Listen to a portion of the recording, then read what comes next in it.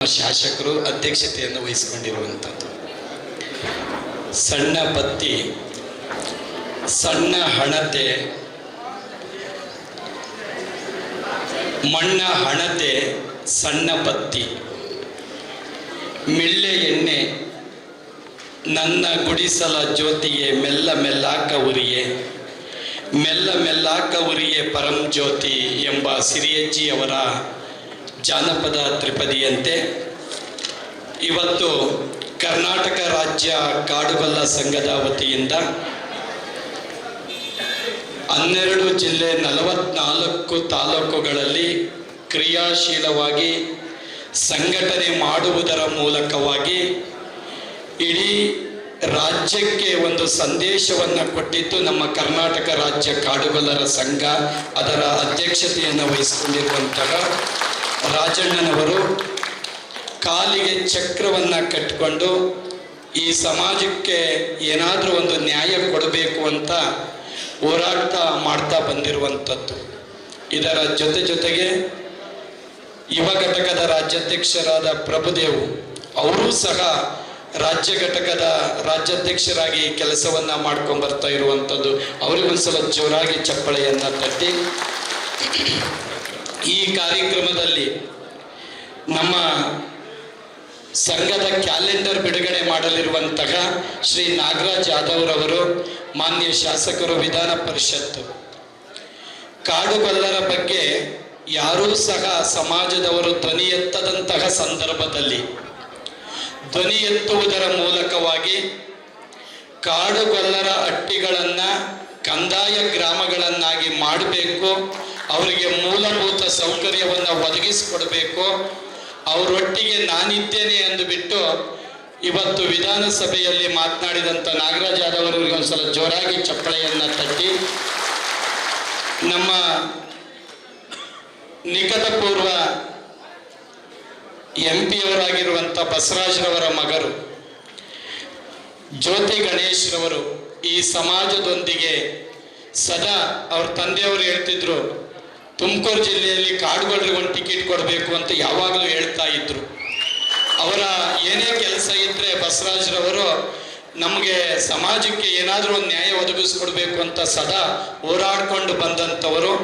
ಅವರ ಮಗ ಜ್ಯೋತಿ ಗಣೇಶ್ರವರು, ಮಾನ್ಯ ಶಾಸಕರು, ತುಮಕೂರು ನಗರ, ಅವರೂ ಸಹ ಈ ಸಮಾಜಕ್ಕೆ ಸೋಮಣ್ಣನವರನ್ನು ಹಿಡ್ಕೊಂಡು, ಕಾರಜೋಳವರನ್ನ ಹಿಡ್ಕೊಂಡು ಡೆಲ್ಲಿಗೆ ST ಮೀಸಲಾತಿಗೆ ಹೋಗೋದಕ್ಕೆ ನೀವು ಸಜ್ಜಾಗಬೇಕು ಅನ್ನುವಂಥದ್ದಕ್ಕೆ ಅವರಿಗೆ ಶರಣಾರ್ಥಿಗಳನ್ನು ಸಲ್ಲಿಸ್ತಾ ಒಂದ್ಸಲ ಜೋರಾಗಿ ಚಪ್ಪಳೆಯನ್ನು ತಟ್ಟಿ, ನಮ್ಮ ಯಲ್ಲಪ್ಪನವರು ಮತ್ತು ಯಶೋದಮ್ಮ ಶಿವಣ್ಣನವರು ತುಮಕೂರು ಜಿಲ್ಲೆಯಲ್ಲಿ, ಅದರಲ್ಲೂ ಗುಬ್ಬಿ ತಾಲೂಕಿನಲ್ಲಿ ಮೊಟ್ಟ ಮೊದಲು ಕಾಡುಗೊಲ್ಲರೊಬ್ಬರು ಜಿಲ್ಲಾ ಪಂಚಾಯತಿ ಸದಸ್ಯರಾಗಿರುವಂಥದ್ದು ಯಶೋದಮ್ಮ ಶಿವಣ್ಣನವರು. ಮತ್ತು ನಮ್ಮ ಸಮಾಜದ BJP ಅಂದರೆ ಶಂಕರಪ್ಪ, ಶಂಕರಪ್ಪ ಅಂದರೆ BJP ಅನ್ನುವ ನಿಟ್ಟಿನಲ್ಲಿ ಕೆಲಸವನ್ನು ಮಾಡ್ಕೊಂಬಂದಂಥವರು ಶಂಕರಪ್ಪನವರು. ಅವ್ರನ್ನ ಜಿಲ್ಲಾಧ್ಯಕ್ಷರು ಮಾಡಬೇಕಾಗಿತ್ತು ಜ್ಯೋತಿ ಗಣೇಶ್ನವರೇ, ಅದು ನೋವಿದೆ ಅನ್ನುವಂಥದ್ದು ಸಮಾಜಕ್ಕೆ. ಅವರು ಶಂಕರಪ್ಪನವ್ರಿಗೆ ಒಂದ್ಸಲ ಜೋರಾಗಿ ಚಪ್ಪಳೆಯನ್ನು ತಟ್ಟಿ, ನಮ್ಮ ವಕೀಲರಾದಂಥ ದೊಡ್ಡಯ್ಯನವರು ಅವರು ಈ ಕಾರ್ಯಕ್ರಮದಲ್ಲಿದ್ದಾರೆ. ಮತ್ತು ಒಬ್ಬೊಬ್ಬರು ಹೆಸರು ಹೇಳ್ಕೊಂಡು ಹೋದ್ರೆ ನಮ್ಮ ವಿಶೇಷ ಅಂದರೆ ನಮ್ಮ ತುಮಕೂರು ಜಿಲ್ಲಾ ಅಧ್ಯಕ್ಷರಾಗಿ ಕಾರ್ಯವನ್ನು ವಹಿಸಿಕೊಂಡು ನಮ್ಮ ದೊಡ್ಡೇಗೌಡರವರು ತುರುವೇಕೆರೆ ಅವರು ಬಹಳ ಕ್ರಿಯಾಶೀಲವಾಗಿ ಈ ಕಾರ್ಯಕ್ರಮವನ್ನು ರೂಪುರೇಷೆಯನ್ನು ಮಾಡುವುದರ ಮೂಲಕ ನಮ್ಮ ಪ್ರಭು ಮತ್ತು ರಾಜ್ಯಾಧ್ಯಕ್ಷರು ನಮ್ಮ ದೊಡ್ಡೇಗೌಡರವ್ರಿಗೆ ಒಂದ್ಸಲ ಜೋರಾಗಿ ಚಪ್ಪಳೆಯನ್ನು ತಟ್ಟಿ, ಬಸವರಾಜ್ರವರು DYSP ಅವರು ಉದ್ಯೋಗದಲ್ಲಿ ಇದ್ಕೊಂಡು ಸಹ ಈ ಸಮಾಜಕ್ಕೆ ಇಲ್ಲಿಗೆ ಯಾವ ರೀತಿ ಮಾರ್ಗದರ್ಶನ ಮಾಡಬೇಕು ಅಂತ ಕೆಲಸವನ್ನು ಮಾಡ್ತಿದ್ದಾರೆ. ಅವರಿಗೊಂದ್ಸಲ ಜೋರಾಗಿ ಚಪ್ಪಳೆಯನ್ನು ತಟ್ಟಿ, ದೇವರಾಜ್ರವರು ಗುಬ್ಬಿ ತಾಲೂಕು ಅಧ್ಯಕ್ಷರು, ವಕೀಲರು, ತಮ್ಮಣ್ಣನವರು ಡೈರೆಕ್ಟ್ರು, ಮತ್ತು ಬಸವರಾಜ್ರವರು ತುರುವೇಕೆರೆ, ನಮ್ಮ ತಿಮ್ಮಣ್ಣನವರು ಗುಬ್ಬಿ, ಕಂಬೆರಟ್ಟಿ ನಾಗರಾಜ್ರವರು, ಮತ್ತು ನಮ್ಮ ಹೊಸದುರ್ಗ ತಾಲೂಕು ರವೀಂದ್ರ ಅವರು, ಮತ್ತು ಎಲ್ಲರೂ ಒಟ್ಟು ಒಬ್ಬೊಬ್ಬರು ಸಮಯ ಹೇಳ್ತಾ ಹೋಗ್ಬಿಟ್ರೆ ಬಾಲರಾಜ್ರವರು ಟಿಪ್ಟೂರು, ಮತ್ತೆ ಒಬ್ಬೊಬ್ಬರು ಹೆಸರು ಸ್ವಾಮೀಜಿ ಬಿಟ್ಟರು ಅನ್ನೋದು ಬೇಡ. ಹಾಗಾಗಿ ಎಲ್ಲ ಸಮಾಜದ ಮುಖಂಡರಿಗೊಂದ್ಸಲ ಜೋರಾಗಿ ಚಪ್ಪಳೆಯನ್ನು ತಟ್ಟೋದ್ರ ಮೂಲಕವಾಗಿ ಇವತ್ತು ಈ ಸಮಾಜಕ್ಕೆ ಒಂದು ನ್ಯಾಯ ಸಿಗಬೇಕು ಅಂತಂದ್ರೆ ಅದು ಎಸ್ ಟಿ ಹೋರಾಟದ ಮೂಲಕ ಅನ್ನುವಂಥದ್ದು ನಮ್ಮೆಲ್ಲರ ಆಶಯ ಆಗಿರುವಂಥದ್ದು. ಇವತ್ತು ರಾಜಣ್ಣನವರು ಈ ಸಮಾಜವನ್ನ ಕಟ್ಟಬೇಕು, ಈ ಸಮಾಜಕ್ಕೆ ಒಂದು ಬೆನ್ನೆಲುಬಾಗಿ ನಿಂತ್ಕೊಳ್ಬೇಕು, ಈ ಸಮಾಜಕ್ಕೆ ಒಂದು ಶಕ್ತಿ ತುಂಬಬೇಕು ಅಂದ್ಬಿಟ್ಟು ಅವರ ದುಡಿದಿರುವ ಹಣವನ್ನ ಈ ಸಮಾಜಕ್ಕೆ ವಿನಿಯೋಗ ಮಾಡೋದ್ರ ಮೂಲಕವಾಗಿ ಇವತ್ತು 44 ತಾಲೂಕುಗಳಲ್ಲಿ ಸಂಘಟನೆಯನ್ನ ಮಾಡಿರುವಂಥದ್ದು. ಇವತ್ತು ಈ ನಮ್ಮ ಸಮಾಜ 5% ವಿದ್ಯಾವಂತರು ಇರುವಂಥದ್ದು. ಈಗ ಸ್ವಾತಂತ್ರ್ಯ ಬಂದಂತ ಸಂದರ್ಭದಲ್ಲಿ 1.0 ಇತ್ತಂಥದ್ದು, ಈಗ 5% ಇದೆ. ಇನ್ನು 95% ಇನ್ನೂ ನಮಗೆ ಶಿಕ್ಷಣ ಆಗಿಲ್ಲ ಅನ್ನುವಂಥದ್ದು.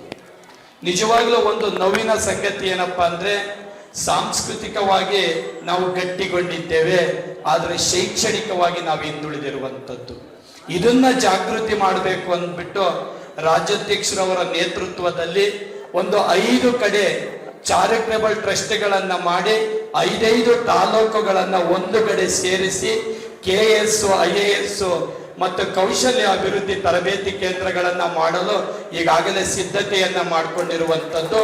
ಹೊಸದುರ್ಗ ತಾಲೂಕು, ಮತ್ತೆ ನಮ್ಮ ಗುಬ್ಬಿ ತಾಲೂಕು, ಮತ್ತೆ ಶಿರಾ ತಾಲೂಕು, ಮತ್ತೆ ಹಿರಿಯೂರು ತಾಲೂಕು, ಮತ್ತೆ ಒಂದು ಜಾಗವನ್ನ ನೋಡ್ತಾ ಇರುವಂಥದ್ದು. ಯಾಕೆ ಈ ಮಾತನ್ನ ಹೇಳ್ತಾ ಇದೀವಿ ಅಂತಂದ್ರೆ, ಇಡೀ ರಾಜ್ಯದಲ್ಲಿ ಮೊದಲು ಶಿಕ್ಷಣವನ್ನ ಕೊಡಬೇಕು. ಅಂಬೇಡ್ಕರ್ ಅವರು ಹೇಳ್ತಾರೆ, ಶಿಕ್ಷಣವೆಂಬುವುದು ಹುಲಿಯ ಹಾಲಿದ್ದಂತೆ, ಕುಡಿದವರೆಲ್ಲ ಗರ್ಜಿಸಲೇಬೇಕು ಅನ್ನುವಂಥದ್ದು. ಸಮಾಜದವರಿಗೆ ಶಿಕ್ಷಣವೆಂಬ ಹುಲಿಯ ಹಾಲನ್ನ ಕುಡಿಸಿದರೆ ಈ ಸಮಾಜ ಆರ್ಥಿಕವಾಗಿ, ಸಾಮಾಜಿಕವಾಗಿ, ಶೈಕ್ಷಣಿಕವಾಗಿ, ಭೌತಿಕವಾಗಿ ಮತ್ತೆ ಬೌದ್ಧಿಕವಾಗಿ ರಾಷ್ಟ್ರ ಮಟ್ಟದಲ್ಲಿ ಕೆಲಸ ಮಾಡಲು ಸಾಧ್ಯ ಆಗುತ್ತೆ ಅನ್ನುವಂಥದ್ದು. ಈ ಒಂದು ಕಾರ್ಯಕ್ರಮದಲ್ಲಿ ಇವತ್ತು ವಿಶೇಷವಾಗಿ T20 ಮಹಿಳಾ ಕ್ರಿಕೆಟ್ ವಿಶ್ವಕಪ್ ವಿಜೇತ ತಂಡಕ್ಕೆ ಅಭಿನಂದನೆಯನ್ನ ಸಲ್ಲಿಸುವಂಥದ್ರಲ್ಲಿ ದೀಪಿಕಾ ನಮ್ಮ ಸಮಾಜದವರಾಗಿ ಕ್ಯಾಪ್ಟನ್ಶಿಪ್ ಅನ್ನು ವಹಿಸಿಕೊಂಡು ವಿಶ್ವದ ಮಾನ್ಯತೆಯನ್ನ ಪಡೆದಿರುವಂಥದ್ದು. ಅವರಿಗೆ ಜೋರಾಗಿ ಚಪ್ಪಳೆಯನ್ನ ತಟ್ಟಿ, ಅವರ ಜೊತೆಯಲ್ಲಿ ನಮ್ಮ ನಾಡಿನ, ಅದರಲ್ಲಿಯೂ ಇಲ್ಲಿ ನಮ್ಮ ತುಮಕೂರು ಜಿಲ್ಲೆಯ ಕಾವ್ಯ NR ಅವರು ಸಹ ಈ 3 ಜನ ವಿದ್ಯಾರ್ಥಿಗಳು ಬಹಳ ಕಷ್ಟಪಟ್ಟು ಕ್ರಿಕೆಟ್ ಆಡೋದ್ರ ಮೂಲಕವಾಗಿ ಈ ರಾಜ್ಯಕ್ಕೆ ಕೀರ್ತಿಯನ್ನ ತಂದಿದ್ದಾರೆ. ಈಗೇನು ರಾಜ್ಯ ಸರ್ಕಾರ ಹೇಳಿದೆಯಲ್ಲ 10 ಲಕ್ಷ ಮತ್ತು A ಗ್ರೇಡ್ ನೌಕರಿಯನ್ನ ಕೊಡಿಸುವಂಥದ್ದು, ಅದನ್ನ ನಮ್ಮ ರಾಜ್ಯ ಸರ್ಕಾರ ಶೀಘ್ರವೇ ಬಿಡುಗಡೆ ಮಾಡೋದ್ರ ಮೂಲಕ ಅವರ ಭದ್ರತೆಯನ್ನ ಮಾಡಿಕೊಡುವಂತ ಕೆಲಸವನ್ನ ರಾಜ್ಯ ಸರ್ಕಾರ ಮಾಡಬೇಕು. ಕೇಂದ್ರ ಸರ್ಕಾರ ಇವರು ಹುಟ್ಟಿದ ಊರಿಗೆ ರಸ್ತೆ, ಮೂಲಭೂತ ಸೌಕರ್ಯವನ್ನು ಒದಗಿಸಿಕೊಡುವಂತಹ ನಿಟ್ಟಿನಲ್ಲಿ ಕೇಂದ್ರ ಸರ್ಕಾರ ಮಾಡಿದ್ರೆ ಅವರು ಹುಟ್ಟಿದ ಊರಿಗೆ ಒಂದು ದೊಡ್ಡ ಕೀರ್ತಿಯನ್ನ ತಂದಂತಾಗುತ್ತೆ ಅನ್ನುವಂಥದ್ದು. ಇವತ್ತು ಈ ಸಮಾಜಕ್ಕೆ ಒಂದು ಧಾರ್ಮಿಕ ನೆಲೆಗಟ್ಟಿನಲ್ಲಿ ಒಂದು ಅದ್ಭುತವಾಗಿರುವಂತ ಶಕ್ತಿಯಾಗಿ ನಾವೆಲ್ಲರೂ ನಿಲ್ಲಬೇಕಾಗಿರುವಂಥದ್ದು. ಈ ಸಮಾಜಕ್ಕೆ ಒಂದು ಶಿಕ್ಷಣದ ಮೂಲಕವಾಗಿ ಇನ್ನು 25 ವರ್ಷಗಳ ಒಳಗೆ ಒಂದು 5,000 ಸರ್ಕಾರೇತರ ಉದ್ಯೋಗವನ್ನ ಕೊಡಬೇಕು ಅನ್ನುವಂಥದ್ದನ್ನ ಸಂಕಲ್ಪವನ್ನ ಮಾಡಿರುವಂಥದ್ದು. ಆ ಕೆಲಸವನ್ನ ನಾವು ಮಾಡ್ತೀವಿ ಅನ್ನುವಂಥ ಮಾತನ್ನ ಹೇಳ್ತಾ, ನಾಗರಾಜ್ ಯಾದವ್ ರವರು ಬಹಳ ಶ್ರಮವನ್ನ ವಹಿಸಿ ಬಹಳ ಸಂದರ್ಭದಲ್ಲಿ ಹೇಳ್ತಾರೆ, ಈಗೇನಾದ್ರೂ ಸರ್ಕಾರ ರಿಷಫಲ್ ಆದಾಗ ಅವ್ರನ್ನ ಒಂದು ಸಚಿವ ಸಂಪುಟಕ್ಕೆ ರಾಜ್ಯ ಸರ್ಕಾರ ತಗೊಳ್ಬೇಕು ಅನ್ನುವಂಥದ್ದನ್ನ ಒತ್ತಾಯವನ್ನ ಮಾಡೋದ್ರ ಮೂಲಕ ಒಂದೇನಪ್ಪ ಅಂದ್ರೆ 10 ಲಕ್ಷ ಜನ ಕಾಡುಗೊಲ್ಲರಿದ್ದೀವಿ, ಒಬ್ರು MLC ಇಲ್ಲ. ಅದು ಬಹಳ ನೋವಿನ ಸಂಗತಿ. ಅದನ್ನ ರಾಜ್ಯ ಸರ್ಕಾರ ಗುರುತಿಸೋದ್ರ ಮೂಲಕವಾಗಿ ಕಾಡುಗೊಲ್ಲರನ್ನ ನಮ್ಮ ತುಮಕೂರು ಜಿಲ್ಲೆ ಮತ್ತೆ ಚಿತ್ರದುರ್ಗ ಜಿಲ್ಲೆ, ಕರ್ನಾಟಕದ ಯಾವುದೇ ಭಾಗದಲ್ಲಿ ನಿಮ್ಮ ಪಕ್ಷಕ್ಕೆ ಕಾಯ ವಾಚ ಮನಸಾರೆ ದುಡಿದವರನ್ನ ಗುರುತಿಸಿ ಒಬ್ಬರನ್ನ MLC ಮಾಡಬೇಕು ಅಂತ ಈ ಮೂಲಕ ನಾನು ಸರ್ಕಾರಕ್ಕೆ ಮನವಿ ಮಾಡ್ತಾ ಇದ್ದೀನಿ. ರಾಜ್ಯಸಭಾ ಮೆಂಬರು 73 ಖಾಲಿ ಆಗ್ತಿದೆ. ಕರ್ನಾಟಕದ ಕಾಡುಗೊಲ್ಲರನ್ನ ಕೇಂದ್ರ ಸರ್ಕಾರ ಒಬ್ಬರ ರಾಜ್ಯಸಭಾ ಮೆಂಬರ್ ಅನ್ನ ಮಾಡಬೇಕು ಅಂತ ಈ ಮೂಲಕ ಬೇಡಿಕೆಯನ್ನ ಇಡೋದ್ರ ಮೂಲಕವಾಗಿ ಮುಂದೆ ಬರುವ 28ನೇ ಏನು ನಮ್ಮ MLA ಎಲೆಕ್ಷನ್ ಬರುತ್ತೆ, ಕಾಡುಗೊಲ್ಲರಿಗೆ 5 ಕಡೆ ಟಿಕೆಟ್ ಅನ್ನ ಕೊಡೋದ್ರ ಮೂಲಕವಾಗಿ 3 ಪಕ್ಷಗಳು ಗೆಲ್ಲಿಸ್ಕೊಳ್ಬೇಕು ಅನ್ನುವಂತ ಮಾತನ್ನ ಹೇಳೋದ್ರ ಮೂಲಕ ನಿಮ್ಮೆಲ್ಲರಿಗೂ ಒಳ್ಳೆಯದಾಗಲಿ. ಸಮಯ ಕಡಿಮೆ ಇರೋದ್ರಿಂದ ನನ್ನ ಭಾಷಣವನ್ನ ಮುಗಿಸ್ತಾ ಇದ್ದೀನಿ.